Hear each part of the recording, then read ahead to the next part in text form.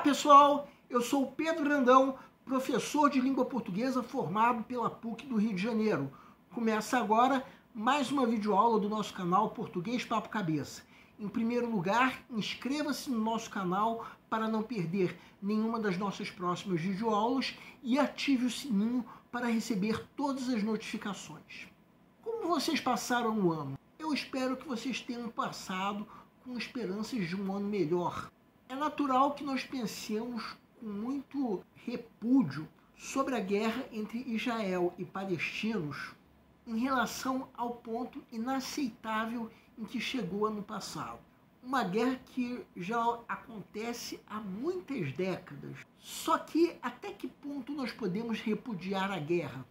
Esse é o ponto crucial da crônica do jornalista Léo Aversa que nós vamos interpretar nessa aula. Para tanto, é necessária a leitura prévia do material didático que pode ser acessado clicando-se no link que se encontra na descrição da videoaula. Para quem quiser conferir, o único texto desse material didático é a crônica A Celebração do Ódio, do jornalista Léo Aversa, que foi publicada no jornal O Globo no dia 17 de outubro do ano passado, ou seja, 10 dias depois do atentado do Hamas, que acabou sendo mais lenha na fogueira para o conflito entre Israel e palestinos. Agora vamos supor que você já leu o material didático. Convém lembrar que estamos dando a nossa interpretação pessoal a essa crônica. Quem tiver outra interpretação pode e até deve nos escrever, de preferência através dos comentários. Que sentido nós podemos dar a essa crônica? Estamos vendo há décadas a guerra entre Israel e palestinos. Uma guerra que nós repudiamos com todas as nossas forças. Todo mundo concorda que a guerra é estúpida, mas até que ponto nós podemos dizer isso? Será que nós somos tão diferentes assim dessas pessoas em guerra? Essa crônica dá uma série de exemplos de fatos que nos envolvem e que se assemelham à atitude dessas pessoas em guerra. Vamos entender. Segue um quadro. Vejam esses dois parágrafos. No caso, o primeiro deles é o 10º parágrafo desse texto. O ódio entre Israel e palestinos se assemelha a muitos fatos que são enumerados no primeiro desses parágrafos. Por exemplo, a disputa amoral e deletéria, ou seja, destrutiva pelo engajamento nas redes sociais. Algum de vocês já passou por uma situação dessas, querer disputar o engajamento de alguém nas redes sociais de forma agressiva? Respondam para si mesmos. Ou ainda vejam isso, principalmente vocês que ainda estão na escola. Vocês já ficaram com raiva de algum professor por estar ensinando alguma coisa que não lhes interessa? A ponto de, entre outras, querer acabar com a carreira desse professor? Cuidado com essa raiva, porque pode virar ódio contra o teu professor, um profissional que tem compromisso com a tua escola. O que hoje é raiva pode virar um ódio semelhante ao que existe entre Israel e palestinos. Outro exemplo é a moça que teve um encontro ruim, diferente do encontro que ela esperava e que por isso quer se vingar. Ou então, como diz esse texto, pede um linchamento. Outro exemplo que nós vamos destacar está, é claro, em sentido hiperbólico nesse texto. Ou seja, trata-se de um exagero que visa dar uma ideia sobre um fato. Porque não se trata de alguém que convoca um golpe de Estado, e sim de um rapaz que faz muito alarde por não conseguir um encontro. Outro exemplo, disputa mortal por um assunto irrelevante, o que é conhecido popularmente como discutir o sexo dos anjos. Aquelas discussões em que um quer convencer o outro do próprio ponto de vista. Isso tem acontecido ultimamente, principalmente quando o assunto é política. Queremos convencer o outro de que ele tem um ponto de vista errado. E isso muitas vezes faz o bicho pegar feio. Eu mesmo já soube de amigos meus que brigaram por causa de política, um fato lamentável. Outro exemplo, exaltação compulsiva da própria virtude. Aquela pessoa que se acha melhor do que os outros, que desqualifica os outros a fim de se qualificar. Ou ainda, obsessão pelo erro alheio. Aquela atitude de apontar o erro do outro não deixa de ser uma forma de exaltar a própria virtude. Sendo que nesse caso, quando nós estamos apontando o erro para o outro, devíamos perceber que estamos apontando outros 3 dedos para nós mesmos. E no parágrafo seguinte, vemos outros exemplos.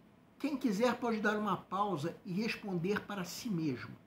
Será que nada disso que está destacado tem a ver com você? Mais do que isso, agora estamos destacando em vermelho uma série de outras ocasiões semelhantes. Então, mais uma vez, respondam. Até que ponto nada disso tem a ver com vocês? Tudo isso está incluído no trecho desse parágrafo que nós estamos destacando. O ódio daqui se mostrou igual ao ódio de lá. Todos aqueles exemplos que demos são de atitudes de ódio, que mesmo que nós não queiramos, se assemelha ao ódio entre pessoas em guerra.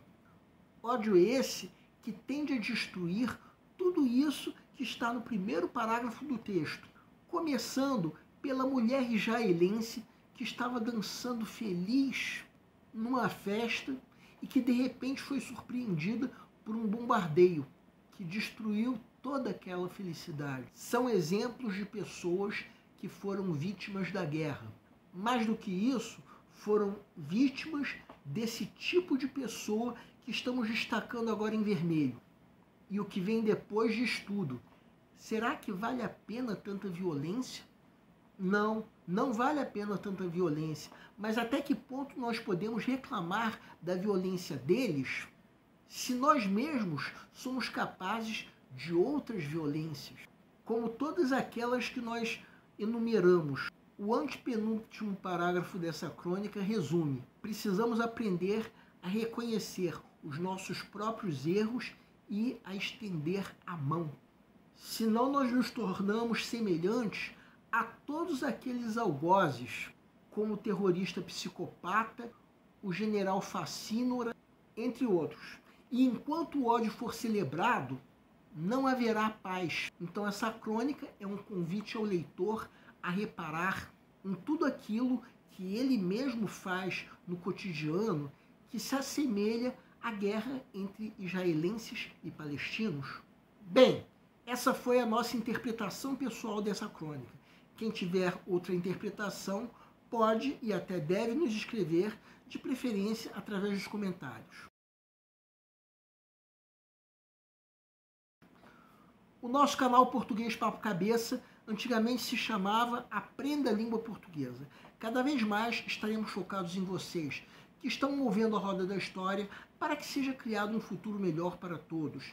Então, o nosso foco principal continua sendo os vestibulandos, que terão no nosso canal uma fonte importante de estudos de língua portuguesa, onde nós ensinaremos os recursos da nossa língua para que possam, em primeiro lugar, escrever de forma adequada, entre outros textos, a redação do vestibular. Em segundo lugar, para que possam interpretar textos de forma adequada, não apenas numa prova de vestibular ou concurso, mas também na leitura de textos que ajudarão vocês a se manterem atualizados. Cada vez mais, nós teremos no nosso canal um Papo Cabeça. Ensinaremos nossa língua sim, mas de forma a estimular a inteligência que nasceu dentro de vocês e que precisa ser estimulada. E a missão do nosso canal é melhorar cada vez mais. Então vocês podem usar tanto o nosso e-mail quanto a nossa fanpage do Facebook para fazerem qualquer comentário, elogio, crítica ou ainda reclamação sobre as nossas videoaulas. E vocês também podem usar tanto o nosso e-mail quanto a nossa fanpage para pedirem para esclarecer qualquer dúvida que vocês tenham sobre a matéria. E nós agradecemos a todos vocês que estão assistindo às nossas videoaulas. Em especial, nós agradecemos a todos vocês que estão compartilhando nossas videoaulas com outras pessoas. Muito obrigado, porque vocês estão ajudando o nosso canal a ser feito. Pedimos ainda que deixem um like. Muito obrigado e aguardem nossa próxima aula.